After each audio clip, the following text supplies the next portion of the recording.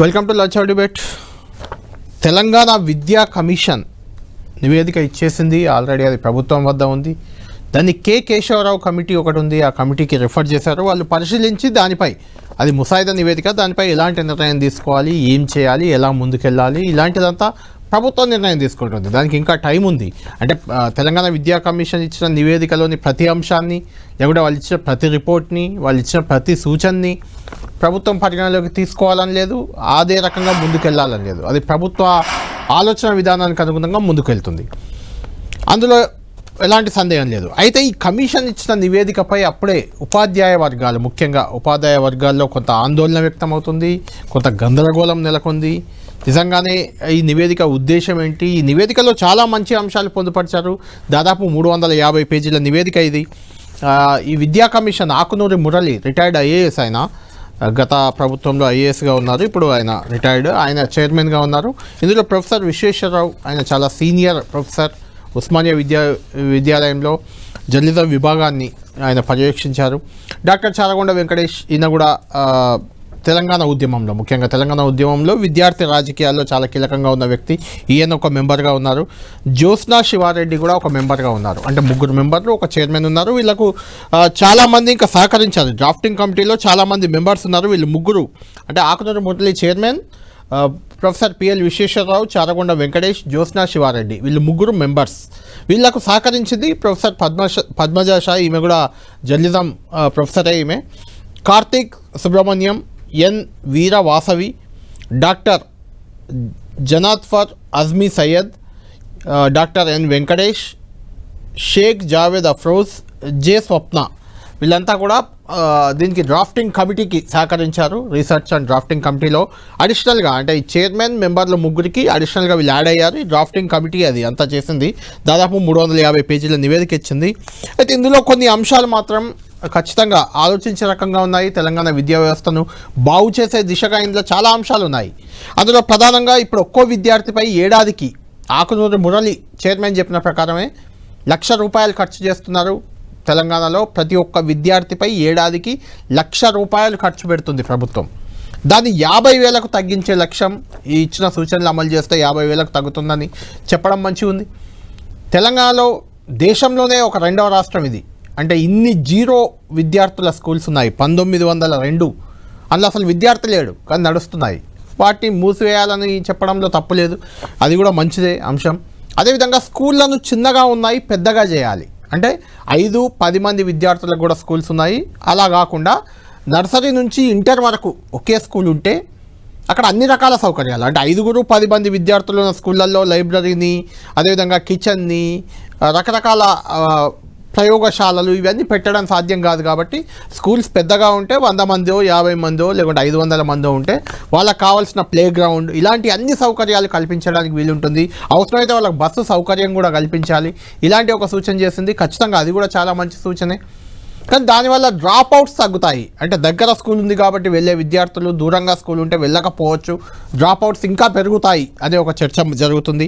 అది మిక్స్డ్గా ఉంది. అదేవిధంగా ఇంటర్ బోర్డు, ఎస్ఎస్సి ఇవన్నీ విలీనం చేయాలి. పాస్ మార్కులను కూడా 35 నుంచి 45కు పెంచాలి. ఇలాంటి చాలా సూచనలు. అన్నిటికంటే మెయిన్గా టీచర్లకు తెలంగాణలో చాలా ఎక్కువగా జీతాలు ఉన్నాయని చెప్పారు. అంటే తగ్గించమని చెప్పకపోయినా ఎక్కువ జీతాలు ఉన్నాయని నివేదిక ఇచ్చారు. ఇండైరెక్ట్గా తగ్గించే అవకాశం ఉందేమో అని ఉపాధ్యాయులు ఆందోళన చెందుతున్నారు. అదే సమయంలో డిఈడి, అంటే టీటీసీ, ఇంతకుముందు టీటీసీ ఉండేది, తర్వాత డిఈడిగా మారింది. అది చదువుకున్న వాళ్ళకి ఉపాధ్యాయులుగా అవకాశాలు ఇవ్వద్దు, కేవలం బీఈడి చదివిన వాళ్ళకి ఇవ్వాలి అనేది కూడా ఒక ప్రతిపాదన ఉన్నట్లు ఉంది, ఇందులో ఉంది. అవన్నీ కూడా చాలా కీలక అంశాలుగా మారబోతున్నాయి. కోచింగ్ సెంటర్లను నియంత్రించాలి, కోచింగ్ సెంటర్ల విషయంలో కూడా కొంత జాగ్రత్తగా తీసుకోవాలి. ఇలాంటివి చాలా ఉన్నాయి. దాంతోపాటు ఇంకొక మంచి ప్రతిపాదన ఏంటంటే, ప్రైవేటు విద్యా సంస్థల్లో చాలా పెద్ద ఎత్తున ఫీజులు వసూలు చేస్తున్నారు.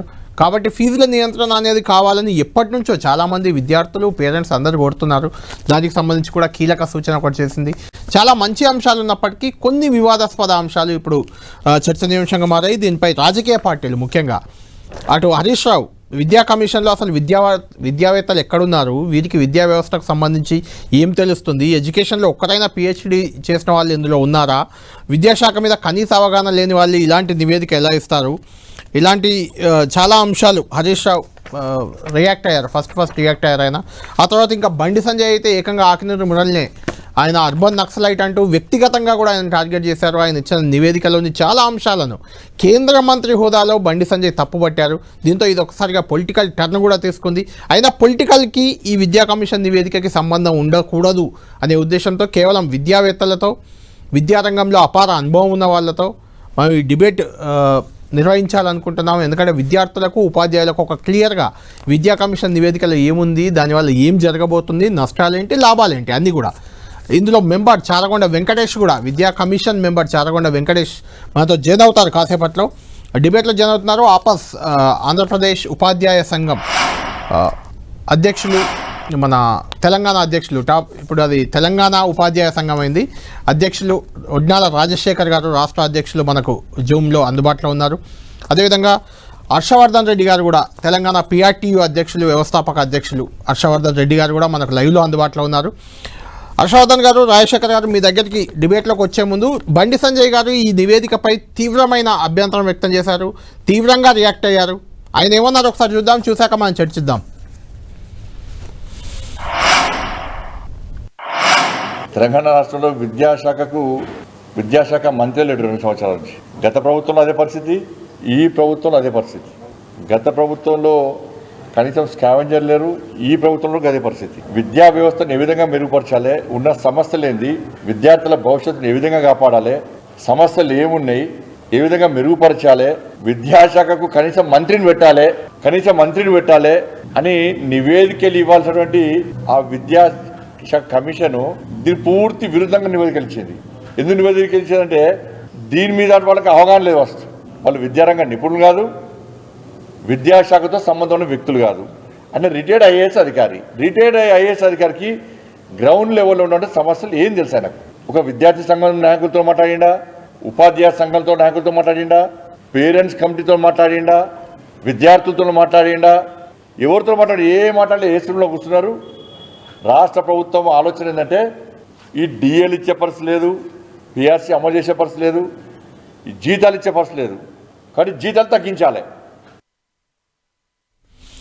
రైట్, ఇది బండి సంజయ్ గారి వెర్షన్.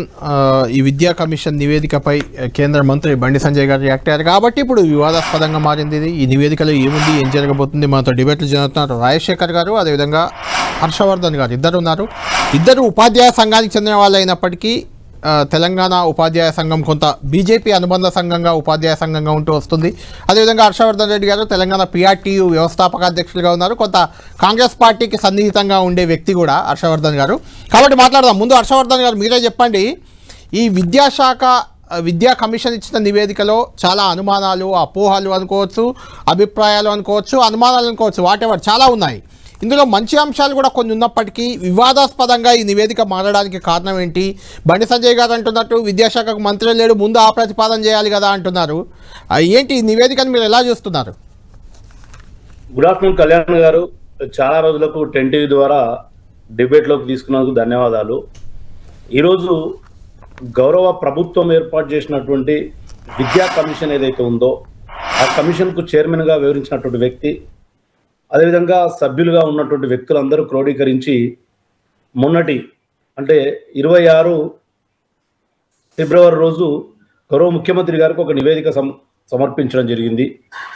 ఆ నివేదికలో ఆగ్నూరు మురళి గారు చేసినటువంటి కొన్ని వ్యాఖ్యలు లేదా ఆ నివేదికలో పొందుపరిచినటువంటి కొన్ని సెంటెన్సెస్ చాలా అటు అధ్యాపక ఉపాధ్యాయులను టోటల్గా విద్యారంగానికే ఒక వివాదాస్పదంగా మారినటువంటి అంశం మీకు తెలుసు. ఇందాక మీరు అన్నారు హర్షవర్ధన్ రెడ్డి టీపీఆర్టీ వ్యవస్థాపకుడే కాకుండా కాంగ్రెస్ పార్టీ సన్నిహితము.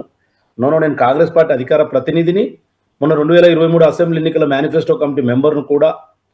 నేనేం చెప్తా ఉన్నాను కళ్యాణ్ గారు అంటే, ఇవాళ విద్యా కమిషన్ అనేది దేశీయంగా కానీ విదేశాల్లో కానీ ప్రాథమిక విద్య నుంచి హైయర్ ఎడ్యుకేషన్ వరకు అంటే విద్యార్థుల్లో ఒక్కొక్క దశలో ఒక మాదిరిగా సంగ్రహణ శక్తి ఉంటుంది. సైకాలజీ ప్రైమరీ లెవెల్లో ఒకలాగా ఉంటుంది, అప్పర్ ప్రైమరీ లేదా హై స్కూల్ లెవెల్, కాలేజీ అప్పటికి మెచ్యూర్డ్ అయి ఉంటారు, హైయర్ ఎడ్యుకేషన్ యూనివర్సిటీలో ఒకలాగా ఉంటుంది. కాబట్టి అనాదిగా ఈ 3 hours 4-5 steps నడుస్తూ వస్తున్నాయి. ఇవన్నీ కూడా వారు పరిశీలించేది ఉండే. విదేశాల్లో ఏ విధంగా విద్య ఉంది, ఢిల్లీ గవర్నమెంట్ గురించి మీకు తెలుసు, అరవింద్ కేజ్రీవాల్ గారు విద్యకు అత్యధిక ప్రాధాన్యత ఇచ్చి ఒక పేరు తెచ్చుకున్నటువంటి వ్యక్తి. ఢిల్లీలో ఏ విధంగా ఉంది, మన దేశంలో కూడా విభిన్న జాతులు, విభిన్న భాషలు, విభిన్న ప్రాంతాల ఆచారాలు ఎక్కడెక్కడ ఎట్లుంది, దాంట్లో బెస్ట్ ఏది అనేది చూపించేదే చైర్మన్గా వారి యొక్క విధి విధానాలు. కానీ వారు మొన్న ఇచ్చినటువంటి నివేదికలో ఆ ఉపాధ్యాయులపై, ఎస్పెషల్లీగా ఉపాధ్యాయులపై ఒక ద్వేషాన్ని బాగా వెళ్ళగక్కారు. మీరు కూడా ఇందాక వ్యాఖ్యానం చేస్తూ తీసుకోకటి ఒక్కొక్క పిల్లవానికి సంవత్సరానికి ₹1,00,000 ఖర్చు అవుతుంది కాబట్టి దీన్ని తగ్గించాలని ఒక ప్రతిపాదన మంచిగానే అనిపించింది అని అన్నారు కళ్యాణ్ గారు.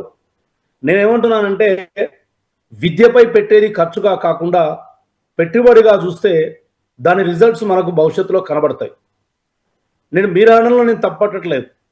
ఇదే చర్చ 2007 అంటే ఫస్ట్ యూపీఏ గవర్నమెంట్లో కపిల్ సిబాల్ గారు హెచ్ఆర్డి మినిస్టర్. ఆ రోజు వారు, I'm right are wrong, September 7, 2007 రోజు ఆ డెక్కన్ క్రానికల్లో ఒక ఆర్టికల్ కూడా వచ్చింది కపిల్ సిబాల్ గారిది. ఆ రోజుల్లో సంవత్సరానికి ₹40,874 ₹40,874 ఒక పిల్లవాని మీద అవుతుంది ఖర్చు. ఇది ఎక్కువే అయినప్పటికీ ఇంకా దీన్ని పెంచైనా సరే నాణ్యమైన విద్య ఇవ్వాలనే ఆ యూపీఏ గవర్నమెంట్లోనే దేశవ్యాప్తంగా డ్రాప్అవుట్స్ అవుతున్న అమ్మాయిల కోసం కస్తూర్బా గాంధీ స్కూల్లో నెలకొల్పడం, 2008లో గ్రామీణంలో ఉన్నటువంటి విద్యార్థులకు ఇంగ్లీష్ మీడియం అందాలి అని సక్సెస్ స్కూళ్ళు ఆ రోజు రాజశేఖర రెడ్డి గారు తీసుకురావడం, తదుపరి 2013లో 13లో మోడల్స్ వచ్చినాయి 194. ఈరోజు ఆకునూరు మురళి గారు ఏదైతే ఇబ్రహీంపట్నం, మంచాల్ మండల్, ఆరుట్లలో ఒక మోడల్ స్కూల్ను ఎక్స్పోజ్ చేసిండో మొన్న సీఎం గారి దగ్గర, అలాంటి మోడల్ స్కూల్స్ 194 తెలంగాణ రాష్ట్రంలో ఏర్పడ్డాయి. అవే కాకుండా రాజశేఖర రెడ్డి కంటే ముందు కూడా డిపెప్ స్కూల్స్ అని, డిస్ట్రిక్ట్ ప్రైమరీ ఎడ్యుకేషన్ ప్రోగ్రామ్ అని, హరిజన గిరిజన వాడల్లో ఊరికి సుదూరంగా ఉన్నటువంటి గిరిజన తాండాలలో డ్రాప్అవుట్స్ అవుతున్నారు, పాఠశాలలు అందుబాటులో లేవని ఆ రోజు చంద్రబాబు నాయుడు గారు డిపెప్ స్కూల్స్ కూడా తీసుకురావడం జరిగింది. మీకు గుర్తుంటుంది, ఒక పెన్సిల్ బొమ్మ ఉండి అటు అమ్మాయి ఇక్కడ అబ్బాయి కూర్చొని ఉన్నటువంటి ఒక బొమ్మ ఆ డిపెప్ స్కూల్స్ సింబల్. నేను ఇంతగా డెప్త్గా చెప్తా ఉన్నానంటే, మనం ఎప్పుడైనా కూడా విద్య ఎవరికి అందాలి, అది ప్రాథమిక హక్కుల్లో ఒక హక్కు. 7 ప్రాథమిక హక్కుల్లో విద్య కూడా అత్యంత ప్రాధాన్యమైనటువంటి హక్కు. ఎవరికి అందాలి? గ్రామీణంలో ఉండి రెక్కాడితే కానీ డొక్కాడని కూలీల పిల్లలు, వ్యవసాయదారుల పిల్లలు, సంపాదన లేని నిరుపేదల కోసం ఇవాళ విద్య అందాలి. మీరు చూడండి, ఇలా గ్రామాల్లో ₹10 సంపాదించేవాడు పక్కూరులో కాన్వెంట్కి వేస్తున్నాడు, ₹100 సంపాదించేవాడు తన భార్యనో లేదా తల్లినో తీసుకుపోయి పట్టణంలో ఒక ఇల్లు అద్దెకు తీసుకొని ప్రైవేట్ స్కూళ్ళలో వేస్తున్నాడు. అంతకన్నా ఎక్కువ సంపాదించేవాడు కార్పొరేట్ స్కూళ్ళల్లో హైదరాబాద్ లాంటి నగరంలో చదివిపిస్తున్నాడు. మరి ఇలా ప్రభుత్వ పాఠశాలలో ఉన్నటువంటి సుమారు 20 లక్షల మంది పిల్లలు బడుగు బలహీన వర్గాల పిల్లలే. మరి నిన్న వారిచ్చినటువంటి నివేదికలో ఒక మోడల్ స్కూల్ను మీరు ఇందాక వ్యాఖ్యానంలో కూడా చెప్పిండ్రు, ఎస్ బాగానే ఉంటుంది కానీ డ్రాప్అవుట్స్ కూడా అయ్యే ఒక మిశ్రమ ఫలితం ఉంటుందని అన్నారు. డెఫినెట్లీ నేను వారు తీసుకున్న మోడల్ స్కూలే, బికాజ్ నేను టీచర్స్ యూనియన్ లీడర్గా తిరిగాను కాబట్టి గ్రాఫ్లో చెప్తా ఉన్నా. ఆరుట్ల మోడల్ స్కూల్ను, ఆరుట్లలో ఉన్న హై స్కూల్ను, ఆరుట్లలో ఉన్న ప్రైమరీ స్కూల్ను ఒకే కాంపౌండ్ ప్రిమిసెస్లో ఉంటాయి తీసుకున్నారు. తీసుకోవడమే కాకుండా 2 బస్సులు పెట్టి, ఒకటి ఇబ్రహీంపట్నం నుంచి, ఒకటి లోతట్టు ప్రాంతమైన లోయేపల్లి అని ఒక తండా నుంచి 2 బస్సులు వస్తాయి. మరి ఆ 2 బస్సులు ఎట్లొస్తాయి?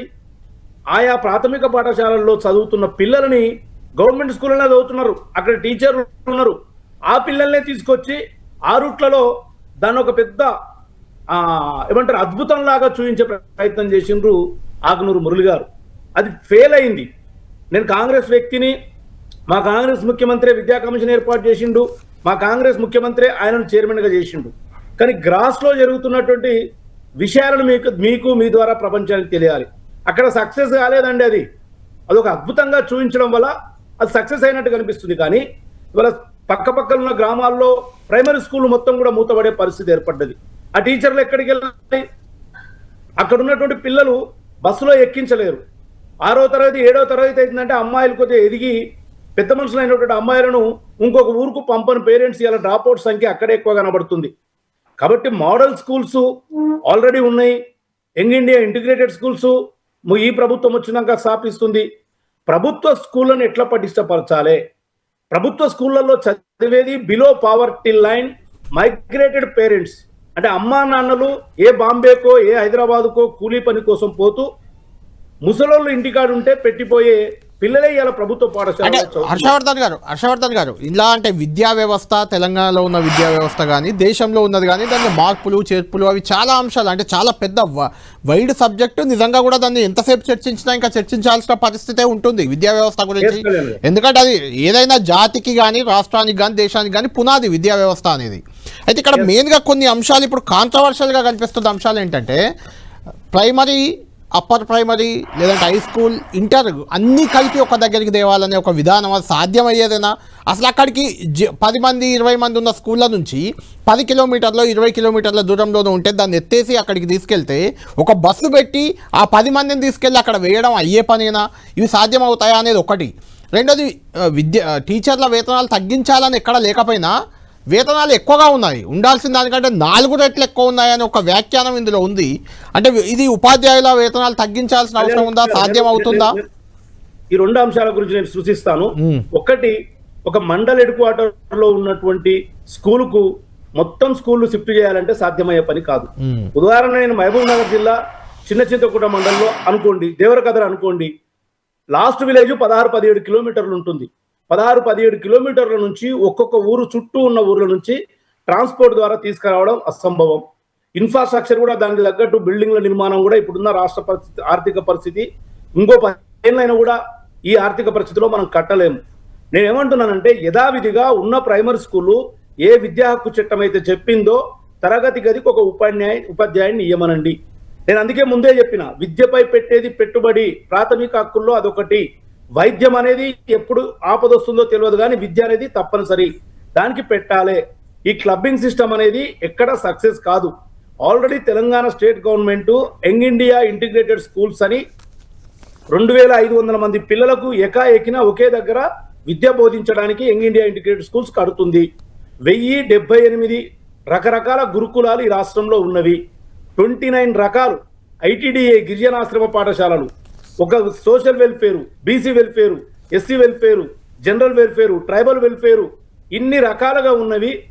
అవన్నిటిని ఎట్లా పటిష్టపరిస్తే విద్యార్థులకు నాణ్యమైన విద్య వస్తుందో ఆ విద్యను సూచించాలి, ఆ సిస్టమ్ను సూచించాలి.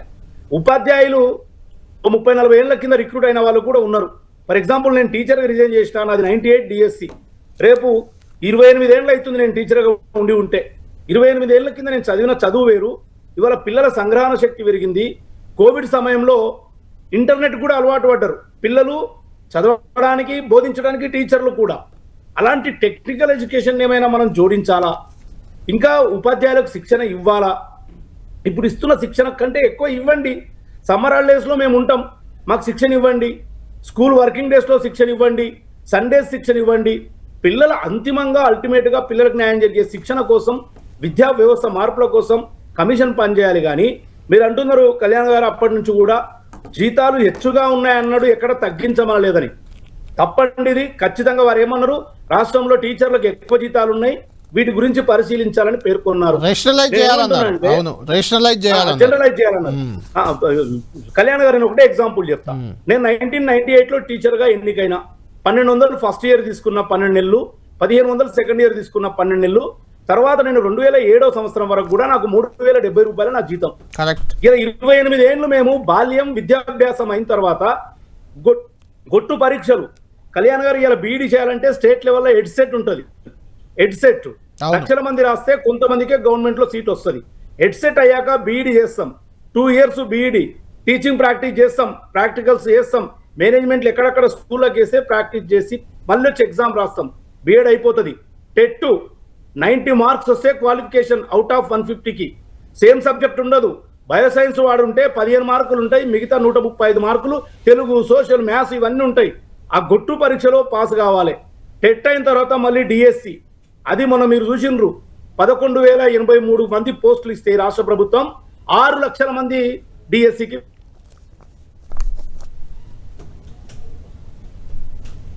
రైట్.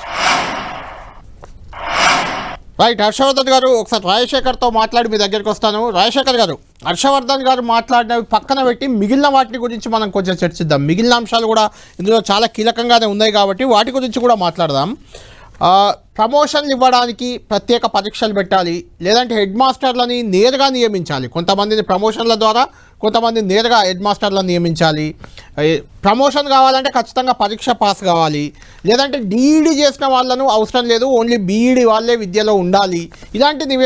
ఇలాంటి కొన్ని నివేదికలు ఉన్నాయి అంశాలు. వాస్తవానికి హర్షవర్ధన్ గారు చెప్తున్నట్లే ఐఏఎస్ కావడానికైనా డిగ్రీ సరిపోతుంది, కానీ అప్పర్ ప్రైమరీ స్కూల్ అంటే స్కూల్ అసిస్టెంట్ కావాలంటే డిగ్రీ సరిపోదు, డిగ్రీతో పాటు బీఈడి కూడా కావాలి అక్కడ. అలాంటి అడిషనల్ విద్య మీకు కావాలి. దీన్ని ఎలా చూస్తున్నారు హర్షవర్ధన్ గారు? మళ్ళీ వస్తాను మీ దగ్గరికి. రాజశేఖర్ గారు ఎలా చూస్తున్నారు దీన్ని? ఈ మహత్తరమైనటువంటి కార్యక్రమం మీద చర్చ పెట్టినందుకు ఫస్ట్ కళ్యాణ్ గారికి, కార్యక్రమంలో పాల్గొంటున్న హర్షవర్ధన్ అన్నకి ధన్యవాదాలు తెలియజేస్తూ, ఫస్ట్ ఒకటి మీరు అన్నారు బీజేపీ అనుబంధ సంస్థ అని. 100% తపస్సు బీజేపీ అనుబంధ సంస్థ కాదు, అదొకటి సూచన.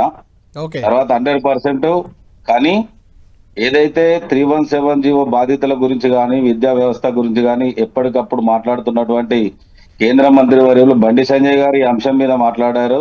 100% దాంతో ఏకీభవిస్తున్నాం. అయితే బిఎడ్ విషయానికి వచ్చినట్టుగా మనం ఒకసారి ఆలోచించాలి. ప్రైమరీ స్కూల్లో ఉండేటువంటి సిలబస్ వేరు, ప్రైమరీ స్కూల్లో ఉండే పిల్లల యొక్క పరిణితి వేరు, హై స్కూల్ పిల్లల సిలబస్ వేరు, వాళ్ళ యొక్క మెంటాలిటీ వేరు, వాళ్ళ ఐక్యూ వేరు, పరిణితి చెందుతుంది. కాబట్టి ప్రైమరీ స్కూల్ కు సంబంధించినటువంటి డిఎడ్ ఇంటర్మీడియట్ క్వాలిఫికేషన్ అనేది కరెక్ట్. అక్కడ డిఎడ్ లో ఉండేటువంటి మెథడాలజీ కానీ, డిఎడ్ లో ఉండేటువంటి సైకాలజీ కానీ ఆ ప్రైమరీ స్టేజ్ పిల్లలకు అనుకూలంగా ఉంటుంది. మనం బిఎడ్ సంబంధించినటువంటి డిగ్రీ, పోస్ట్ గ్రాడ్యుయేషన్ కు సంబంధించినటువంటి క్వాలిఫికేషన్స్ హై స్కూల్ పిల్లలకి వాళ్ళ యొక్క మెంటాలిటీకి, వాళ్ళ ఐక్యూకి, వాళ్ళ మైండ్ యొక్క పరిణితికి అనుకూలంగా ఉంటది. కాబట్టి 100% ఈ బిఎడ్ పీజీ అని నిర్ణయించడం అనేది అది సరైనటువంటి పద్ధతి కానే కాదు. ఇప్పటికీ హయ్యర్ క్వాలిఫికేషన్ తోని ఇంజనీరింగ్ చేసి పీజీలు, పిహెచ్డి చేసినటువంటి టీచర్లని ఈరోజు విధులేని పరిస్థితుల్లో పాపం అన్ఎంప్లాయ్మెంట్ లో ఉండి ఒక ఎంప్లాయ్మెంట్ కావాలని ప్రైమరీకి సెలెక్ట్ అయినటువంటి ఉపాధ్యాయులు చాలా మంది సఫర్ అవుతున్నటువంటి పరిస్థితి మేము చూస్తున్నాం. కాబట్టి ప్రైమరీ స్థాయిలో డిఎడ్ ఉండాల్సిందే, డిఎడ్ ను రద్దు చేసేటువంటి పరిస్థితి అవసరమే లేదు. దీన్ని 100% తెలంగాణ ప్రాంత ఉపాధ్యాయ సంఘం ఈ క్వాలిఫికేషన్ అనేది ఫస్ట్ విద్యా కమిషన్ నిర్ణయించేది కాదు, ఎన్సీఆర్టీ నిర్వహించాలి. ఎన్సీఈఆర్టీ మాత్రమే ఏ టీచర్ కి, స్కూల్ అసిస్టెంట్ కి ఏ క్వాలిఫికేషన్ ఉండాలి, ప్రైమరీ టీచర్ ఎడ్జిటికి ఏ క్వాలిఫికేషన్ ఉండాలి అనేది ఎన్సీఆర్టీ మాత్రమే నిర్ణయిస్తుంది. ఈ విద్యా కమిషన్ కు క్వాలిఫికేషన్స్ నిర్ణయించేటువంటి హక్కు లేదు. తర్వాత రెండవది, మీరు పీజీహెచ్ హెచ్ఎంలకు సంబంధించిన అంశం మాట్లాడినారు.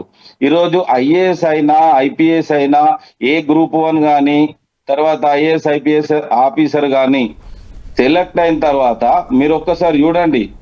ఉదాహరణ ఐపీఎస్ తీసుకున్నట్టయితే హోంగార్డ్ చేస్తాడు, కానిస్టేబుల్ చేస్తాడు, హెడ్ కానిస్టేబుల్ చేస్తాడు, ఎస్ఐ చేస్తాడు, ఏఎస్ఐ చేస్తారు, సిఐ చేసి, డిఎస్పీ చేసి, అప్పుడు ఏ స్థాయిలో వారి యొక్క పని విధానం, ఆ డ్యూటీస్ ఏ విధంగా ఉంటాయో తెలుసుకున్న తర్వాతనే ఆయన ఒక ఎస్పీగా పనిచేస్తాడు.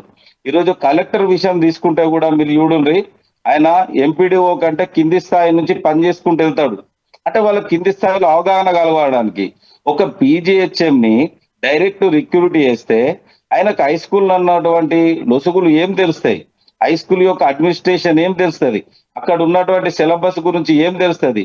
అది శాస్త్రీయమైనటువంటి పద్ధతి కాదు. 100% ప్రమోషన్ ద్వారానే పదోన్నతులు హెచ్ఎంగా ఇవ్వాల్సిందే. డైరెక్ట్ నియామకం చేసేటువంటి పరిస్థితి దానికి మీరు రాజశేఖర్ గారు, మీరు విద్యార్థులకు పరీక్షలు పెట్టి వాళ్ళ మెరిట్ అంచనా వేస్తారు, వాళ్ళకి మార్కులు ఇస్తారు. ఆ మార్కులు కూడా 35 పాస్ మార్కులను 45 పెంచాలనేది కూడా ఒక ప్రతిపాదన ఉంది ఇందులో. ఒకటి, రెండోది, మీరు ఎగ్జామ్ రాసి ప్రమోట్ అయితే తప్పే ఉంది, ఎగ్జామ్ రాయొచ్చు కదా మీరు. ఎస్ 100% మేము ఎగ్జామ్ రాసినాం, ప్రమోట్ అయినాం. మాకు డిపార్ట్మెంటల్ టెస్ట్ ఉన్నాయి కదా, ప్రతి టీచర్ కూడా డిపార్ట్మెంటల్ టెస్ట్ పాస్ అయిన తర్వాతనే ప్రమోషన్ కి ఎలిజిబిలిటీ ఇస్తారు. ఇంక్రిమెంట్ల విషయంలో, వేతనాల పెంపు విషయంలో కూడా మీ పనితీరు, మీ అవన్నీ ప్రాతిపదికగా తీసుకోవాలి, జీతాల పెంపులో కూడా ఉండాలి అని చెప్తున్నారా? సాధ్యమేనా? ఎందుకంటే అలాంటప్పుడు రాజకీయ జోక్యం మొదలైతాయి. ఎమ్మెల్యే దగ్గరికి పోయి పైరవి చేసుకోవడం, ఎంపీ దగ్గరికి, మంత్రి దగ్గరికి, అవసరమైతే ముఖ్యమంత్రితో కూడా పైరవిలు చేయించుకుంటారు కదా. అలాంటి వ్యవస్థ సాధ్యం అవుతుందా ఇక్కడ? మళ్ళీ ఒకసారి చెప్పండి. ఉపాధ్యాయులకి మీ పనితీరు ప్రాతిపదికగా వేతనాలు పెంచాలి, ప్రమోషన్లు ఇవ్వాలి అనే ఒక ప్రతిపాదన ఏదైతే ఉందో మన తెలంగాణ కానీ మన దేశంలో కానీ సాధ్యమయ్యే పనేనా అని? 100% రాంగ్. 100% రాజకీయ జోక్యం అనేది 100% ఉంటుంది, అది కరెక్ట్ కాదు. ఇంకోటి కూడా వారు ఏం చెప్తున్నారంటే మీరు ఒకసారి ఆలోచించండి. కొత్తగా నియామకం కాబట్టటువంటి టీచర్స్ ని 2 సంవత్సరాల కోసం అప్రెంటిస్షిప్ పీరియడ్ తీసుకొని 5 సంవత్సరాలు కాంట్రాక్ట్ టీచర్ గా నియామకం చేయబడి తర్వాత ఆయన పనితీరు మెరుగుంటే తీసుకుంటాం, లేకపోతే ఆయనను ఉద్యోగంలోకి తీసేటువంటి పరిస్థితి ఉన్నది. అదే విధంగా రెండవది, పనితీరు ఆధారంగా జీతాలు పెంపడం అనేది సరైన పద్ధతిగా దాన్ని వ్యతిరేకిస్తున్నాం మేము. ఒక్క నిమిషం మీరు లైన్లో ఉండండి, ఒక్క నిమిషం. హర్షవర్ధన్ గారు, రాజశేఖర్ గారు లైన్లో ఉండండి. ఎందుకంటే ఈ డిబేట్కి ఇంకా కొంచెం మనకు క్లారిటీ రావడానికి చారగొండ వెంకటేష్, ఇది ఏదైతే విద్యా కమిషన్ ఉందో ఇప్పుడు మనం చర్చిస్తున్న అన్ని అంశాలు, దాని నివేదిక రూపొందించిన కమిటీలో సభ్యుడిగా ఉన్నారు ఆయన. చారగొండ వెంకటేష్ గారు మనకు లైవ్లో అందుబాటులో ఉన్నారు. వెంకటేష్ గారు, గుడ్ ఆఫ్టర్నూన్. మీరు ఇచ్చిన నివేదిక ఇప్పుడు చాలా అంశాలు అందులో బాగానే ఉన్నప్పటికీ కొన్ని అంశాలు మాత్రం కల్లోలం రేపుతున్నాయి, కలకలం రేపుతున్నాయి. అటు విద్యార్థుల్లో, ఇటు ఉపాధ్యాయుల్లో, ఇటు ప్రతిపక్షాల్లో, ఈవెన్ మీ కాంగ్రెస్ పార్టీ అధికార ప్రతినిధి కూడా నాకు లైన్లో ఉన్నారు, హర్షవర్ధన్ రెడ్డి గారు. వారు కూడా చాలా ఆందోళన వ్యక్తం చేస్తున్నారు. ఆయన ఉపాధ్యాయ సంఘ నాయకుడిగా గతంలో పనిచేశారు. ఏంటి మీ నివేదికపై మీరేం చెప్తారు? నమస్కారం అండి. లైవ్ లో ఎవరెవరు ఉన్నారో నేను చూడలేదు, సారీ. ఎందుకంటే ఇక్కడ మజీద్పూర్ అని ఇబ్రహీంపట్నం దగ్గర ఒక స్కూల్ కి వచ్చాను, సైన్స్ ఫేర్ కి ఇన్వైట్ చేశారు. అయితే మీ అందరికి కూడా, అంటే తెలంగాణ సమాజానికి కూడా చెప్పేది ఏంటంటే, ముఖ్యంగా టీచర్స్ కి కమిషన్ లో మొదటగా అంటే ఆకునూరు మురళి గారు చైర్పర్సన్, అదేవిధంగా పిఎల్ విశ్వేశ్వరరావు గారు కానీ, లేదంటే ఇంకా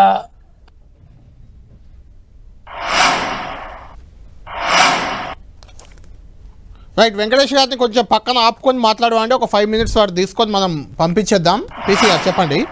రైట్, హర్షవర్ధన్ గారు, చారగొండ వెంకటేష్ గారి కూడా తీసుకునే ప్రయత్నం చేస్తున్నాం. వారు ఏదో డ్రైవింగ్ లో ఉన్నట్టు. కళ్యాణ్ గారు, నేను మీరు అడుగుతుంటే ఒకటి, ఇప్పుడు బండి సంజయ్ గారు అన్నారు కదా, ఎడ్యుకేషన్ మినిస్ట్రీ ఇంతవరకు ఎందుకు ఏర్పాటు చేయలేదని.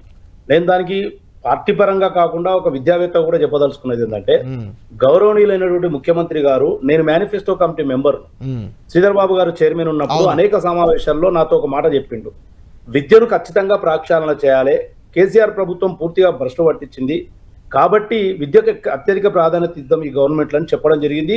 తద్వారా వారు గవర్నమెంట్ లోకి వచ్చిన తర్వాత కూడా వారే అట్టు పెట్టుకున్నారు. వారు అట్టు పెట్టుకోవడం వల్లనే ఈ రోజు నెలకు 2-3 సమీక్షలు జరుపుతా ఉన్నాడు. గత 10 ఏళ్లలో ఎప్పుడు సమీక్షలు జరగలే, సమీక్షలు జరుపుతా ఉన్నాడు. యంగ్ ఇండియా ఇంటిగ్రేటెడ్ స్కూల్స్ అనేది 119 కాన్స్టిట్యూన్సీల్లో ఇవ్వడానికి కారణం రేవంత్ రెడ్డి గారే. అదేవిధంగా వారి ప్రభుత్వం వచ్చిన తర్వాత 20 ఏళ్లుగా పదోన్నతులు పొందని భాషా పండితులకు, పీటీలకు, టీచర్లకు కూడా ప్రమోషన్స్ ఉండాలి కదండి, ఇచ్చింది వారే. గురుకుల పోస్టులు భర్తీ చేయడమే కాకుండా గురుకులాల టీచర్లకు కూడా ప్రమోషన్లు అన్ని డిపార్ట్మెంట్లలో, ఎడ్యుకేషన్ డిపార్ట్మెంట్లలో ఫస్ట్ ఉపాధ్యాయులకు, అధ్యాపకులకు గౌరవం పెంచాలి. ఆ గౌరవం పెంచిన తర్వాత ఇచ్చేయాలనే మాట్లాడతాను. ఒకసారి చారగొండ వెంకటేష్ గారు, విద్యాశాఖ ఉండడం వల్లనే ఈ రోజు విద్యలో ఇన్ని మార్పులు, విద్యకింత ప్రాధాన్యత ఏర్పడ్డది. రైట్, చారగొండ వెంకటేష్ గారు లైన్ లోకి వచ్చారు, మళ్ళీ మాట్లాడదాం. వారితో మాట్లాడి మళ్ళీ మనం డిబేట్లోకి వెళ్దాం. వెంకటేష్ గారు, ముఖ్యంగా ఇక్కడ ప్రధానంగా వస్తున్న ఆరోపణ కానీ, విపక్షాల ఆరోపణ కానీ, విద్యారంగంలో పిహెచ్డి లాంటి డాక్టరేట్లు చేసిన వాళ్ళు ఎవరు లేరు, వీళ్ళు ఇచ్చే సూచనలు సరిగ్గా లేవు, ఉపాధ్యాయుల వేతనాలు తగ్గుతాయి, స్కూళ్ళు కొన్ని మూతపడతాయి, 1902 జీరో స్కూల్స్ ఉన్నాయి, అది ఓకే, అవి ఇష్యూ లేదు, తక్కువ ఉన్న దగ్గర మూతపడే అవకాశం ఉంది. ఇలాంటి చర్చ, ఇలాంటి అనుమానాలు, అపోహలు, లేకుంటే ఉపాధ్యాయులకు ప్రమోషన్ ఇవ్వాలంటే వాళ్ళకు పరీక్ష రాయాలని, లేకుంటే డిఈడి తీసేసి బీఈడి పెట్టాలంటే ఇబ్బందులని, ఇలాంటి చాలా అంశాలు వస్తున్నాయి. దీనికి ఏం చెప్తారు?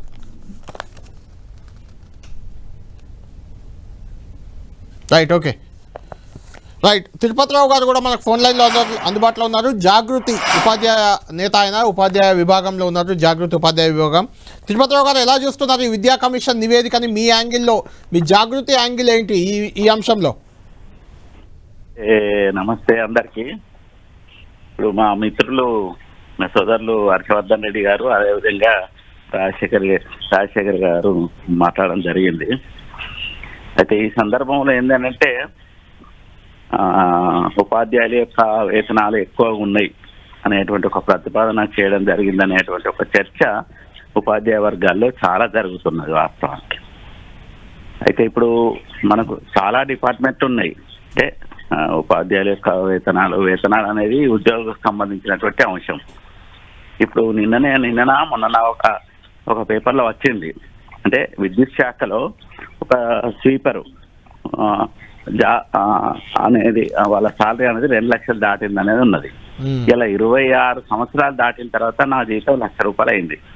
26 సంవత్సరాల తర్వాత కూడా ప్రమోషన్ పొందలేనటువంటి మా వాళ్ళు చాలా మంది ఉన్నారు. అవును. ఇవాళ జీతాల గురించి అలా వ్యాఖ్యలు చేయడం అనేది కొంచెం విడ్డూరంగా అనిపించింది. సరే పరిస్థితులు, మౌలిక అవసరాలు, సరే విద్యలో అనేక మార్పులు, సూచన అవన్నీ మనం అంగీకరించాల్సిందే, కాదని లేదు. కానీ ఇలా అంటే ఒక ఉపాధ్యాయుడిగా నేను ప్రాథమిక పాఠశాలలో పనిచేసిన, ప్రాథమిక ఉన్నత పాఠశాలలో పనిచేసిన, హై స్కూల్లో పనిచేసిన, అన్నిటి పరిస్థితులపైన ఒక అవగాహన అయితే నాకుంది. మా మిత్రులకు కూడా అక్కడ ఇందాక మీకు మాట్లాడినటువంటి వాళ్ళకు కూడా అవగాహన ఉంది. కానీ దురదృష్టం ఏంటంటే ఇప్పుడు మన తెలంగాణ ఏర్పడినప్పుడు శ్రీకృష్ణ కమిటీ ఏర్పాటు చేసి వాళ్ళు ఒక రిపోర్ట్ ఇచ్చిండ్రు. ఇప్పుడు అట్లనే ఇలా విద్యా కమిషన్ ఏర్పాటు చేసి అందులో విద్యా వ్యవస్థకు ఏమాత్రం సంబంధం లేనటువంటి వాళ్ళని సభ్యులుగా పెట్టి ఒక రిపోర్టు తీసుకొని ఆ రిపోర్టును సబ్మిట్ చేయడం. తిరుపతిరావు గారు ఒక్క నిమిషం మీరు లైన్లో ఉండండి. తిరుపతిరావు గారు ఒక్క నిమిషం. మీ పాయింట్ పైనే చాలగొండ వెంకటేష్ గారు కూడా వచ్చారు, లైవ్లో ఉన్నారు, ఆయనతో మాట్లాడతాను. వెంకటేష్ గారు, ఈ విద్యా వ్యవస్థతో ఎలాంటి సంబంధం లేని వారిని సభ్యులుగా వేశారు. ఈ విద్యా వ్యవస్థలో ఉపాధ్యాయులు కూడా కొంతమంది అంటున్నారు దానివల్ల అసలు కమిషన్కి సంబంధం లేని జీతాలు తగ్గించాలి, జీతాలు పెంచాలని ఇలాంటి అంశాలు కూడా అందులో పెట్టారు. వాళ్ళకి ఏమవసరం? ఇది విద్యా వ్యవస్థను ఎలా మెరుగు చేయాలో చెప్పాలి, కానీ జీతాలు తగ్గించాలి, లేకుంటే డిఈడి రద్దు చేయాలి, బీఈడి ఉంచాలి, ఇదంతా ఎన్సీఈటీ తీసుకునేది కదా. ఈ విద్యా కమిషన్కి ఏంటి అనే ఒక అనుమానం కానీ ఒక అభిప్రాయం కానీ వ్యక్తం చేస్తున్నారు ఉపాధ్యాయులే, నాది కాదు ఇది. చెప్పండి. అయితే మెయిన్ ఏంటంటే టీచర్స్కి అందరికి కూడా మేము ఒక విజ్ఞప్తి చేస్తాము. అంటే కమిషన్ రిపోర్ట్లో చాలా అంశాలు ఉన్నాయి, వాటన్నిటినీ కొంచెం పరిశీలించాల్సిందిగా అందరికీ విజ్ఞప్తి చేస్తూనే, ఏదైతే జీతాలు అనే అంశం ఉందో అదే కొంత పతాక శీర్షికలలో, సోషల్ మీడియాలో, అదేవిధంగా టీవీలలో, పేపర్లలో రావడం అనేది బాగా టీచర్లు మాత్రం ఆందోళన చెందుతున్నారు. అది నాకైతే వందల ఫోన్లు వస్తున్నాయి. అంటే నేను చాలా స్కూళ్ళు, కాలేజీలు తిరిగాను. నేను కమిషన్లో దాదాపుగా ఈ 1.5 ఇయర్లో మీ కమిషన్ వచ్చిన తర్వాత చాలా స్కూల్, దాదాపుగా నేనైతే 3000 స్కూల్స్ అండ్ కాలేజెస్ తిరిగిన. అంటే కమిషను అందరం కలిసి ఒక 305 స్కూళ్ళు, కాలేజీలు, యూనివర్సిటీలు తిరిగినాము. కానీ నేను మాత్రం చాలా స్కూళ్ళు తిరిగిన, రోజు తిరుగుతూనే ఉంటా. అయితే అక్కడ టీచర్లు ఉన్నటువంటి పరిస్థితి ఏంది, పిల్లలు ఏంది, ఆ స్కూల్ ఏంది, ఇవన్నిటినీ చూస్తూ నిజంగా నాకైతే చాలా ఎక్స్పీరియన్స్ వచ్చింది. అయితే నేను కూడా అంటే చాలా మంది టీచర్స్ కావచ్చు, కొంత టీచర్స్ యూనియన్ వాళ్ళు కావచ్చు, లేదంటే పొలిటికల్ లీడర్లు ఈరోజు చాలా మంది ఏం మాట్లాడుతారంటే ఎడ్యుకేషన్ కమిషన్లో చైర్పర్సన్ మురళి గారు కావచ్చు, లేదంటే మిగతా సభ్యులంతా కూడా ఏమి ఎక్స్పీరియన్స్ లేని వాళ్ళు, క్వాలిఫికేషన్స్ లేని వాళ్ళు అని చెప్పేసి హరీష్ రావు గారు కావచ్చు, లేకపోతే బండి సంజయ్ గారు కావచ్చు, లేదంటే ఉపాధ్యాయ సంఘాలు అక్కడక్కడ కొంతమంది విమర్శ చేస్తూ ఉన్నారు. దానికి నేనేమంటున్నానంటే ఆకునూరు మురళి గారు ఏంటో సమాజానికి తెలుసు. తర్వాత ప్రొఫెసర్ పిఎల్ విశ్వేశ్వరరావు గారు అని ఆయన ఉస్మాన్ యూనివర్సిటీలో 35 ఇయర్స్ నుంచి 40 ఇయర్స్ ఎక్స్పీరియన్స్, టీచింగ్ ఎక్స్పీరియన్స్ ఉన్నటువంటి టీచర్. ఆయన ప్రొఫెసర్, ఆయన అందరినీ ఇంగ్లీష్ ప్రొఫెసర్ అంటారు అందరూ ఆయనను. అదేవిధంగా నేను ఉస్మాన్ యూనివర్సిటీలో ఎంఏ తెలుగు చేశా, ఎంఏ ఇంగ్లీష్ చేశా, ఎంపీల్ చేశా, బిఎడ్ చేశా, పిహెచ్డి చేశా. నేను కూడా నాకు మంచి క్వాలిఫికేషన్స్ ఉన్నాయి. అదేవిధంగా టీచింగ్ ఎక్స్పీరియన్స్ కూడా ఒక 2 ఏళ్ళు నేను కూడా టీచర్ జాబ్ చేసిన. స్కూల్ అసిస్టెంట్ తెలుగు వస్తే 2 years చేసి రిజైన్ చేసి నేను బయటకు రావడం జరిగింది. నేను ఏమంటున్నానంటే టీచర్స్ సమస్యలన్నీ కూడా నాకు తెలుసు, టీచర్లు పడుతున్నటువంటి ఇబ్బందులన్నిటిని కూడా తెలుసు. మేము విత్ ఇన్ ద కమిషన్లో మేము నలుగురము అంటే ఈ కమిషన్ రిపోర్ట్ రాసేటప్పుడు తర్వాత ఎక్స్పర్ట్స్ కూడా చాలా మంది ప్రొఫెసర్లు కావచ్చు, తర్వాత ఎక్స్పర్ట్స్ అందరూ కూడా కూర్చొని మాట్లాడేటప్పుడు నేను నా పర్సనల్గా, అదేవిధంగా ప్రొఫెసర్ పిఎల్ విశ్వేశ్వరరావు గారు కావచ్చు, అదేవిధంగా జ్యోత్స్నా శివారెడ్డి గారు కూడా కమిషన్లో ఉన్నారు. కాబట్టి మేమందరం కూడా జీతాల విషయంలో, టీచర్స్ జీతాల విషయంలో కొంత మాకు కూడా ఇబ్బందికరంగా అనిపించింది. అంటే ఆ చర్చ వచ్చినప్పుడు మురళి గారితో, ఆకునూరు మురళి గారితో, చైర్పర్సన్ గారితో, సార్ ఈ విషయాన్ని మనము కొంత హైలైట్ చేసి చేయడం వల్ల కొంత ఇబ్బంది అవుతుందేమో, అది మనం కొంచెం చూస్ చేయాలి సార్ అని చెప్పేసి మా అభిప్రాయం చెప్పాం. అయితే వాస్తవానికి కమిషన్లో మేమంతా కూడా ఉండి, వీళ్ళు సభ్యులుగా ఉండి, తర్వాత వీళ్ళందరూ కూడా చైర్మన్ గారు వీళ్ళందరూ ఉండి, తర్వాత ఎక్స్పర్ట్స్ ప్రొఫెసర్లు చాలా మంది ఉండి కూడా టీచర్ల జీతాల విషయంలో ఎందుకు ఇంత స్పెసిఫిక్ గా తీసుకున్నారు అని అన్నప్పుడు అసలు ప్రతి దాంట్లో వెంకటేష్ గారు ఇక్కడ ఒక పాయింట్, వెంకటేష్ గారు చాలా దేశాల్లో, అంటే ఇప్పుడు మీరు ఈ జీతాల టాపిక్ వచ్చాక చాలా బయట చర్చ జరుగుతుంది. చాలా దేశాల్లో టీచర్లకి, ప్రొఫెసర్లకి అక్కడ ఉన్న హైయెస్ట్ ఉద్యోగులు అంటే ఐఏఎస్ రేంజ్ వాళ్ళు అక్కడ కూడా ఉంటారు కదా, వాళ్ళకంటే ఎక్కువ జీతాలు ఉన్న దేశాలు చాలా ఉన్నాయి. అమెరికా, యూరప్ లాంటి కంట్రీల్లో ఇప్పటికీ దాదాపు ఏడాదికి 50 లక్షల నుంచి 1 కోటి రూపాయల వేతనం కూడా టీచర్లకు ఇస్తున్నాయి ప్రభుత్వాలు అక్కడ. అంటే ఎంత జీతం ఎక్కువ ఇస్తే వాళ్ళు అంత పీస్ ఆఫ్ మైండ్తో పనిచేస్తారు, దేశ భవిష్యత్తుకు అవసరమయ్యే విద్యార్థులను తీర్చిదిద్దగలుగుతారనే ఒక ఆలోచన విధానం చాలా మందిలో కనిపిస్తుంది. మీరు వాళ్ళకి సరిపోని జీతాలు ఇచ్చి వాళ్ళని మీరు పాఠాలు చెప్పమంటే ఎలా చెప్తారు? అంటే సరిపోను జీతాలు ఇవ్వద్దని మాత్రం మా కమిషన్ చెప్పట్లేదు. అంటే వాళ్ళకి జీతాలు ఇవ్వాలి, ఎక్కువ ఉన్నాయన్నారు కదా, వాళ్ళు సరిపోవట్లేదు, మాకు డిఎల్ ఇవ్వాలి, పిఆర్సీ ఇవ్వాలి, జీతాలు పెంచాలి అని వాళ్ళు అంటున్నారు. మీరేమో ఎక్కువ ఉన్నదని రిపోర్ట్ ఇచ్చారు, అంటే తగ్గించమనే కదా. కమిషన్ రిపోర్ట్ మాత్రమే. గవర్నమెంట్ మొన్న ముఖ్యమంత్రి గారితో 26వ తారీఖు రోజు ముఖ్యమంత్రి గారికి నివేదిక ఇచ్చేటప్పుడు ముఖ్యమంత్రి గారు కూడా చాలా స్పష్టంగా చెప్పారు. అంటే మీరు రిపోర్ట్ ఇవ్వండి, అవి సాధ్యాలు అసాధ్యాలు ఏంటనేది చూస్తాం, ఖచ్చితంగా చూసి ఏది చేయాలి ఇంప్లిమెంటేషన్ చేయాలి. మీరు భావిస్తున్నారా వెంకటేష్ గారు టీచర్లకు జీతాలు ఎక్కువ ఉన్నాయి తగ్గించాలని కమిషన్ భావిస్తుందా? నేను నా పర్సనల్ గా చెప్తా ఉన్నా సార్, టీచర్లకు జీతాలు ఎక్కువ ఉన్నాయని మాత్రము నేను అనుకోవట్లేదు.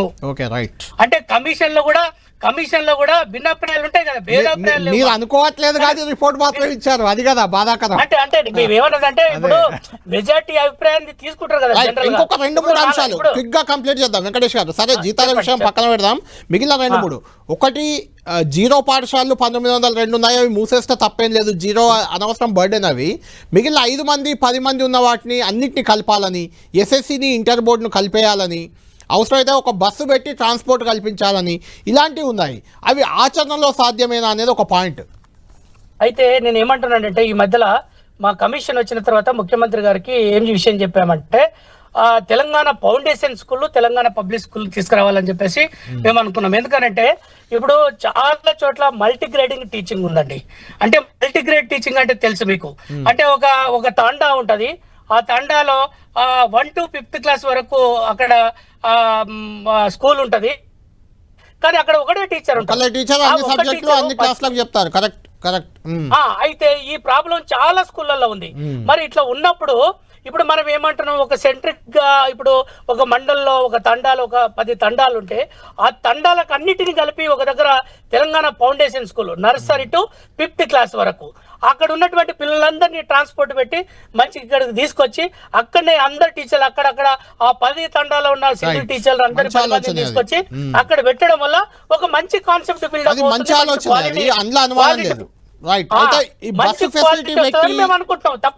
తప్పు కాదు. ఎస్ఎస్సి ఇంటర్ బోర్డు 2 కలపడం అనేది ఒకటి, లాస్ట్ ఫైనల్ గా చెప్పండి, 2 కలపడం సాధ్యమేనా ఒకటి, దాని మీద కూడా మంచి క్లారిటీ ఇస్తాను ఇవ్వండి. తర్వాత రెండో పాయింట్, అందులోనే రెండో పాయింట్, 35 మార్కుల పాస్ మార్కులు ఉన్నదాన్ని 45కు పెంచాలంటున్నారు.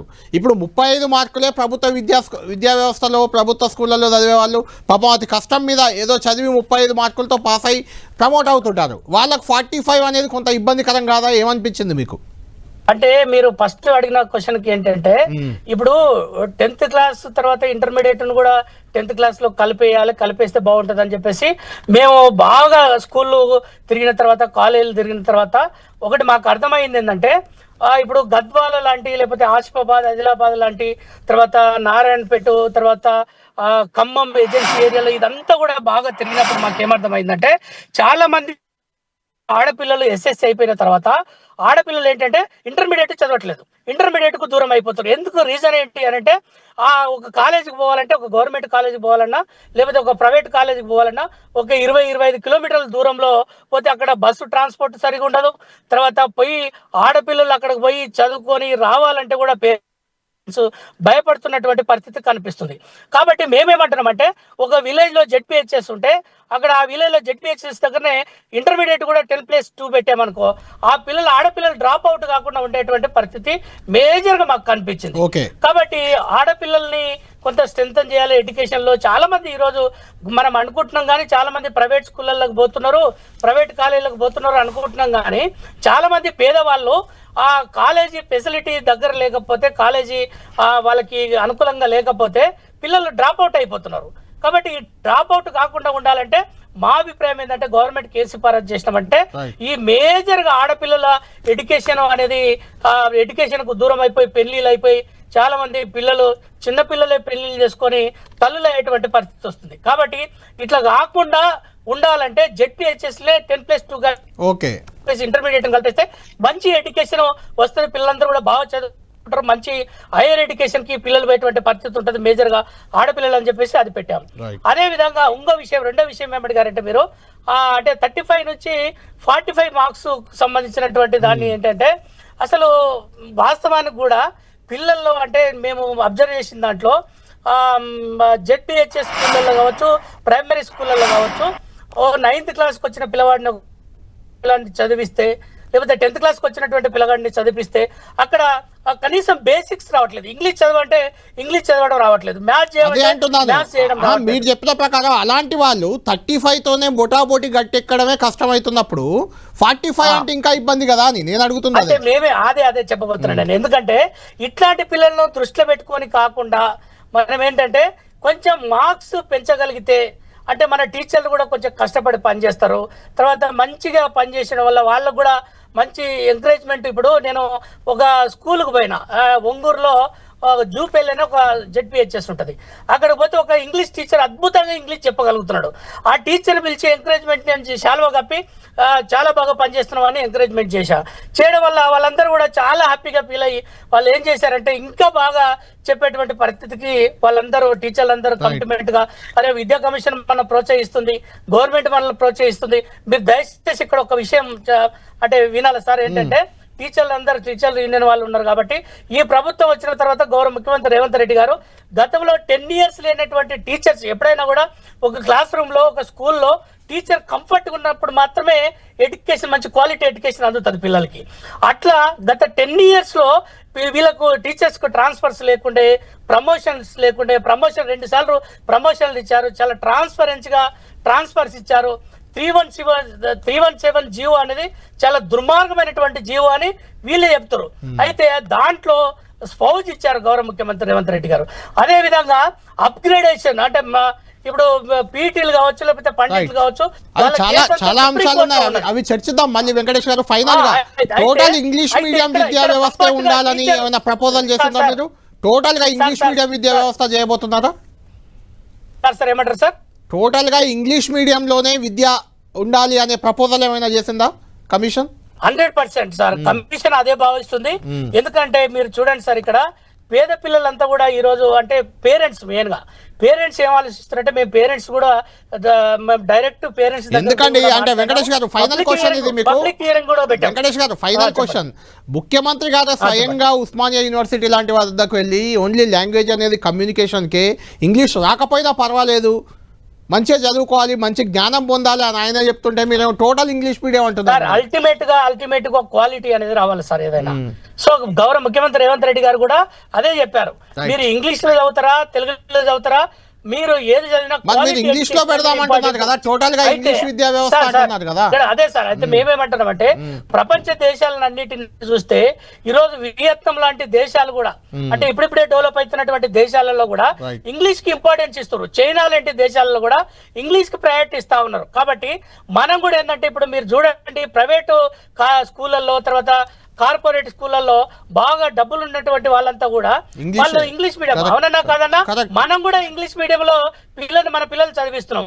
కానీ పేద పిల్లలు మాత్రం గవర్నమెంట్ స్కూళ్ళల్లో టీచర్లు కూడా చెప్తారు సార్. టీచర్లు ఏం చెప్తారు అంటే ఎస్ ఈ పిల్లలకి ఇంగ్లీష్ మీడియం ఉండాల్సిందే అని చెప్పేసి టీచర్లే మా బెస్ట్ ప్రాక్టీసెస్ టీచర్లు ఉన్నారు సార్. అంటే ముఖ్యమంత్రి గారు వద్దంటున్నారు, టీచర్లు చెప్తున్నారు. Okay okay right sir please వినండి. ముఖ్యమంత్రి గారు ఏం వద్దనలేదు సార్. ముఖ్యమంత్రి గారు ఏం వద్దనలేదు సార్. ఇక్కడ ఏంటంటే మీరు ఏ లాంగ్వేజ్ కంఫర్ట్ ఉంటే ఆ లాంగ్వేజ్ లో అంటే ఇప్పుడు వచ్చే జనరేషన్ అంతా కూడా సార్ చాలా ఫాస్ట్ జనరేషన్ ఉంది సార్.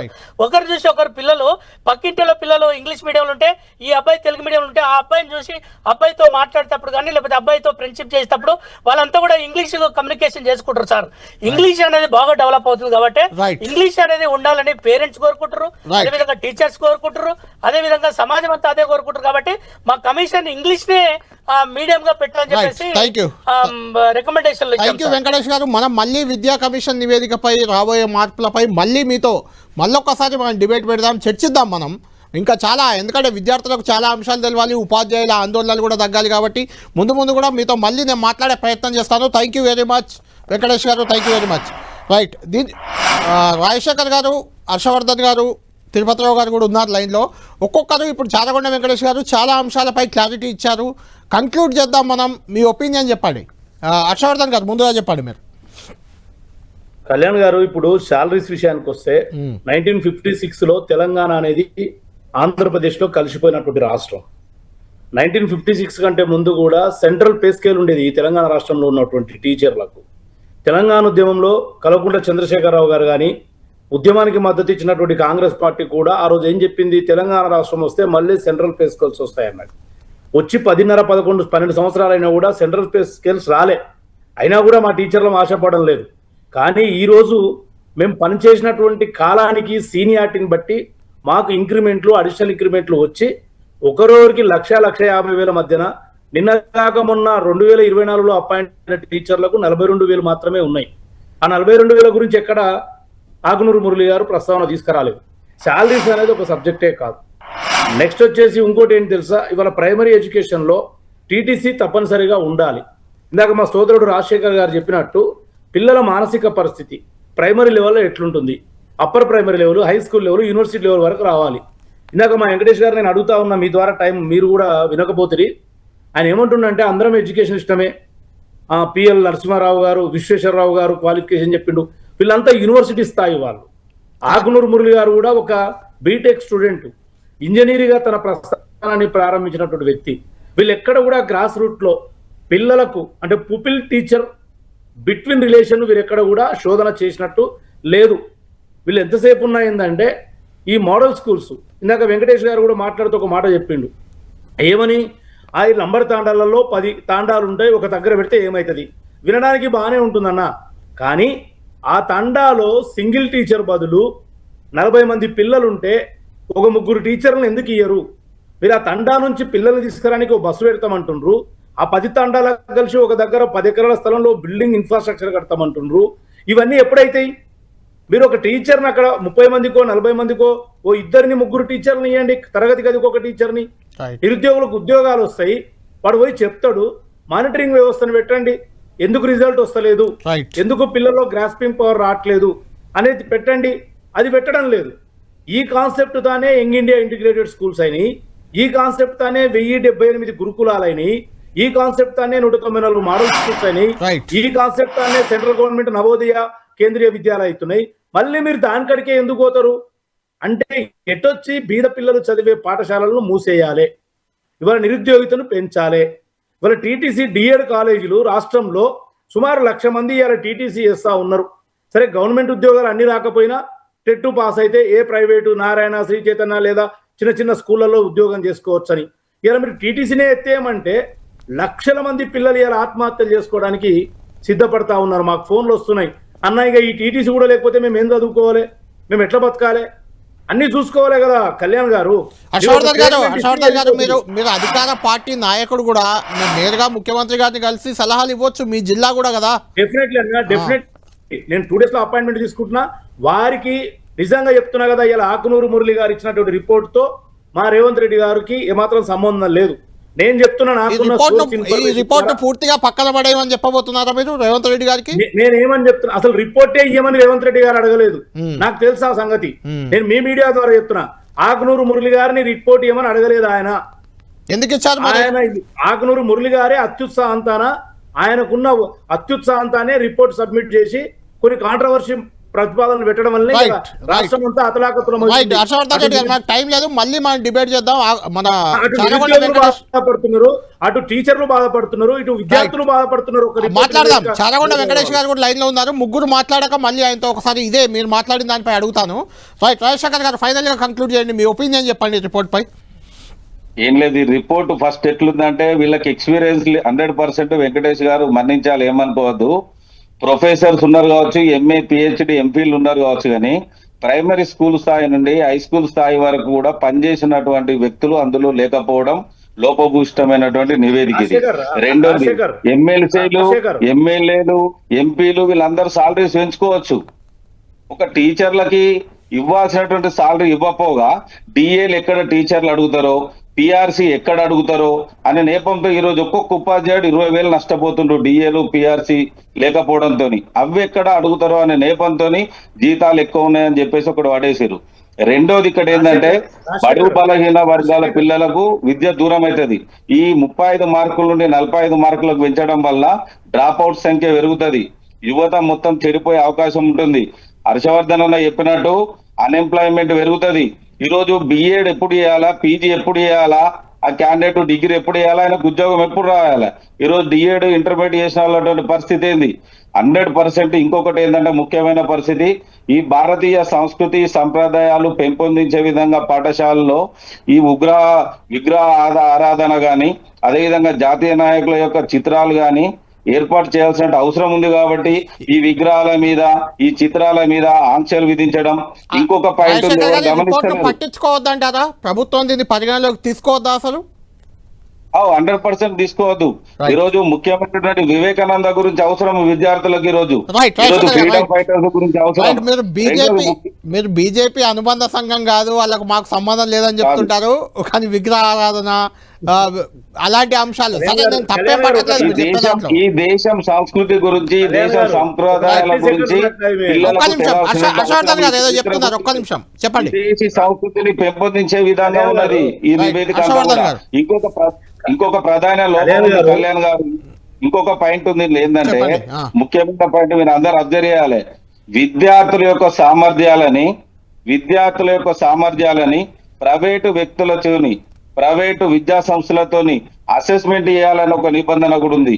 అది చాలా తప్పు. రెండవది, మీరు ఇంకోటి అబ్జర్వ్ చేయాలి, ప్రైమరీ ప్రీ ప్రైమరీలో మాతృభాషలో విద్యా బోధన జరిగినప్పుడే పిల్లవానికి కాన్సెప్ట్ అనేది ఈజీగా అర్థమవుతుంది.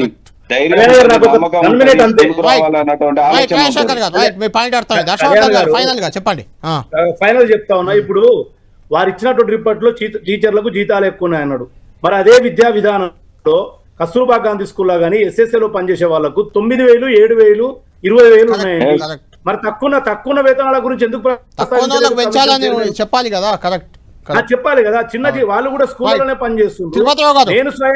నేను స్వయంగా మా వెంకటేష్ సోదరునుడు 1000 కిలోమీటర్లు పాదయాత్ర చేసిండు. వెంకటేష్ గారితో మాట్లాడతాను లేదు, వీళ్ళందరూ కూడా యూనివర్సిటీ లెవెల్ నాలెడ్జ్, కానీ వాళ్ళు ఇచ్చిన report primary school knowledge. Tirupathirao గారు ఉన్నారా మీరు లైన్ లో? Hello sir. తిరుపతిరావు గారు చెప్పండి. అందరి మాటలు విన్నారు కదా, మీ డిమాండ్ ఏంటి? మీరు ప్రతిదానికి ఆందోళన అగ్రెసివ్ వెళ్ళే సంఘం కదా మీది, ఏం చేయబోతున్నారు? విద్యా కమిషన్ సభ్యులు గారు ఏదైతే చెప్పిందో వారి మాటల్లోనే కాంట్రాడిక్షన్ ఉంది. ఇప్పుడు ఇక్కడ గవర్నమెంట్ స్కూళ్ళల్లో పిల్లలు చాలా వెనుకబడి ఉన్నారు, అట్లా ఇట్లా అని చెప్పేసి వారేమంటున్నారు, 35 మార్కుల నుంచి 45 మార్కులు పెంచాలనేటువంటిది వారే సూచన చేసిండ్రు. తర్వాత ఇవాళ విద్యా వ్యవస్థలో ఏంటంటే ప్రపంచీకరణ అనేటువంటి జరుగుతున్నది, గ్లోబలైజేషన్ జరుగుతున్నటువంటి ఈ తరుణంలో ఆయా దేశాల యొక్క పరిస్థితులను మనం పరిశీలించినప్పుడు ఇలా లగ్జంబర్గ్ అనేటువంటి ఒక దేశంలో సార్ 58 లక్షలు ఉంది పర్ యానం ఒక ఉపాధ్యాయుడిది. ఫిన్లాండ్ లో 41 లక్షలు ఉన్నది. సో అంటే వివిధ దేశాల్లో కేంద్ర మంత్రుల కంటే కూడా జీతాలు ఎక్కువ ఉన్నటువంటి దేశాలు ఉన్నాయి. అట్లా ఉపాధ్యాయులను గౌరవించేటువంటి సంస్కృతి ఇవాళ ప్రపంచంలో అభివృద్ధి చెందిన దేశాలలో ఉన్నది. మరి ఇలా వీరేమో ఇంత బలహీనంగా, ఇంత లోపభూయిష్టంగా, ఇంత దారుణంగా ఒక కుచ్చిత భావాలతోని, ఒక ఉన్మాదంతోని ఒక రిపోర్ట్ ఇచ్చిందనే తిరుపతి గారు. లాస్ట్ ఫైనల్ గా చాలగొండ వెంకటేష్ గారు ఉన్నారు. వెంకటేష్ గారు విన్నారు కదా, ముగ్గురు ఉపాధ్యాయ సంఘం నాయకులే, చాలా సుదీర్ఘ అనుభవం ఉన్న ఉపాధ్యాయులు వాళ్ళంతా. ఫైనల్గా ఏం చెప్తారో, అసలు ఈ రిపోర్ట్నే బుట్ట దాఖలు చేయాలి, పట్టించుకోవద్దు అనేది ఒక ఏకాభిప్రాయంగా కనిపిస్తుంది. మీ కమిషన్ అసలు రిపోర్టే అడగలేదు అనేది హర్షవర్ధన్ రెడ్డి గారు, ఆయన కాంగ్రెస్ అధికార ప్రతినిధి కూడా ఆయన చెప్తున్నారు. ఏం చెప్తారు? ఫైనల్గా కంక్లూడ్ చేయండి మీరు. కళ్యాణ్ గారు వెంకటేష్ కంటే ఒకటి సెకండ్ వెంకటేష్ గారు చెప్పండి. వెంకటేష్ గారు నేను ఏమంటున్నా అంటే, టీచర్ల జీతాలు ఎక్కువనే మెన్షన్ చేయగలిగిండు ఆకునూరు మురళి గారు.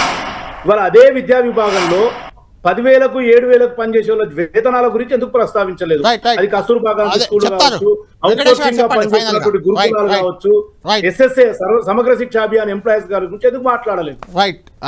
వెంకటేష్ గారు, సరే హర్షవర్ధన్ గారు అడిగింది తక్కువ ఉన్న వాళ్ళకు పెంచమని ఎందుకు చెప్పలేదు అంటున్నారు, కానీ ఓవరాల్గా అసలు ఈ రిపోర్టే బుట్ట దాఖలు చేయాలి. ఇందులో ఉన్న వాళ్ళు ఎవరు, ప్రైమరీ లేకుంటే అప్పర్ ప్రైమరీ ఎడ్యుకేషన్ రిలేటెడ్ గానే కాదు, వీళ్ళెవరు, వీళ్ళంతా యూనివర్సిటీ లెవెల్ వాళ్ళు అనేది ఒక అభిప్రాయం ఉంది. ఏం చెప్తారు? ఈ రిపోర్ట్ని పక్కన పడేయాలంటారా మీరు కూడా, లేకుంటే రిపోర్ట్ని ప్రభుత్వం పట్టించుకోవాలంటారా? ఏం చేయాలంటారు? మ్యూట్లో ఉంది వెంకటేష్ గారు. వారి అభిప్రాయంలో నిజంగా టీచర్లకు అన్యాయం జరగదు, టీచర్లకు ఇబ్బందులు ఉన్నాయి అని చెప్పేసి చెప్తా ఉన్నారు. అది నిజమే కాదనము. వాళ్ళ మాటల్లో కానీ వాళ్ళ ఆవేదనలో కానీ అర్థం ఉన్నది. అయితే మేమేమంటున్నామంటే, ఈరోజు విద్యా కమిషన్ గౌరవ ముఖ్యమంత్రి రేవంత్ రెడ్డి గారు వేశారంటేనే కమిషన్ రిపోర్ట్ ఇవ్వండి అని అర్థం. అంటే కమిషన్ ఎప్పుడైనా ఏ కమిషన్ వేసినా కూడా రిపోర్ట్ ఇవ్వాలనే కదా, ఇవ్వద్దు అనేది ఏ ముఖ్యమంత్రి గారు కూడా కోరుకోరు కదా అట్లా. కాబట్టి కమిషన్ అనేది ఖచ్చితంగా ఎప్పుడైనా కమిషన్ రిపోర్ట్ ఇవ్వాల్సిందే. ఇచ్చేసాము. చెప్పండి. ఒక్క నిమిషం, ఒకటే పాయింట్ నేను ఫైనల్ గా ఏం చెప్పదలుచుకున్నట్టే, ఇప్పుడు రాజశేఖర్ గారని teachers union president, general secretary, president. అయితే నేనేమంటున్నట్టే, ఇప్పుడు ఇంగ్లీష్ మీడియం గురించి తెలుగు మీడియం గురించి మాట్లాడేటప్పుడు, ఇప్పుడు వాళ్ళ పిల్లలు ఈ తెలుగు మీడియంలో చదువుతున్నారా అడగండి ఒకసారి.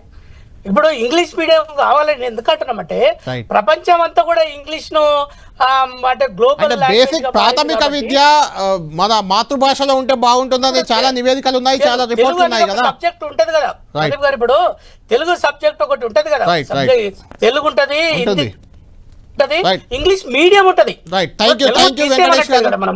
Thank you Venkatesh garu, thank you Rajasekhar గారు, థ్యాంక్ యూ హర్షవర్ధన్ రెడ్డి గారు, థ్యాంక్ యూ తిరుపతిరావు గారు. మొత్తానికి విద్యా కమిషన్ ఇచ్చిన నివేదిక మాత్రం ఇప్పుడు విద్యా వ్యవస్థలో, అటు ఉపాధ్యాయుల్లో ఇటు విద్యార్థుల్లో కూడా కలకలం రేపుతుంది. ఇందులో ఏ అంశాలను ప్రభుత్వం పరిగణలోకి తీసుకుంటుంది, ఏ అంశాలని అమలు చేస్తుంది, ఏ అంశాలు పక్కన పడేస్తుంది అనేది ఇప్పుడు ఆసక్తికరంగా మారింది. చూడాలి ఏం జరగబోతుంది అనేది. ఇది లంచ్ అవర్ డిబేట్.